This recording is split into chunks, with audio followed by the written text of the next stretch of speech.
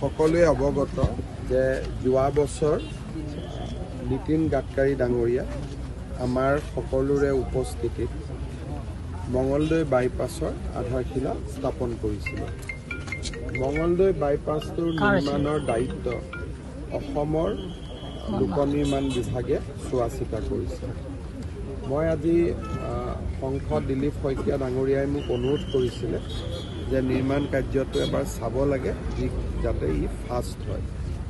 আমি দেখাত ইলেকশ্যনৰ সময়ত তেওঁলোকে যিমানটো স্পীড ল'ব লাগিছিল সিমানটো স্পীড ল'ব পৰা নাই। নিৰ্ধাৰিত সময়তকৈ তেওঁলোকে কিছু পিছুৱাই আছে।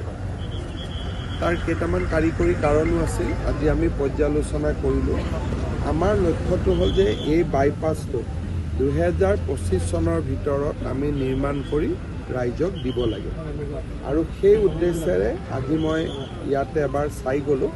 ভৱিষ্যতে মই মাজে মাজে আহি আকৌ চাই থাকিম যাতে 2025 চনৰ ভিতৰত আমি মঙলদৈ বাইপাছটো দৰং জিলাৰ ৰাইজক আমি উপহাৰ দিব পাৰোঁ।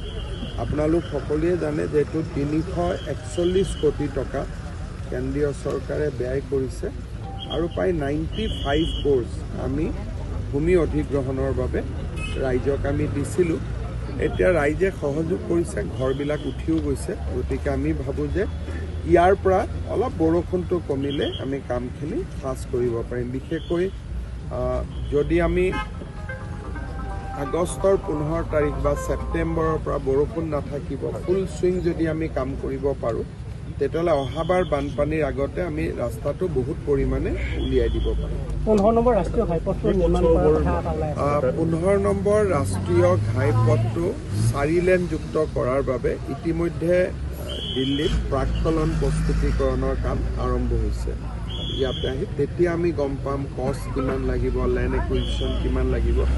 প্ৰায় 6 মাহমান সময় প্ৰাককলন প্ৰস্তুত কৰোঁতে লাগিব। কিন্তু প্ৰজেক্টটো ইন প্ৰিন্সিপল ভাৰত চৰকাৰে এপ্ৰুভেল দিছে। খালি যিখিনি মাটি অধিগ্ৰহণ, মাটি লোৱা, তেওঁলোকে আমাক ক'ব কিমানলৈকে মাটি ল'ব লাগিব। গতিকে প্ৰাৰম্ভিক কামখিনিত অলপ সময় লাগে, সেই প্ৰক্ৰিয়াটো এতিয়া চলি আছে।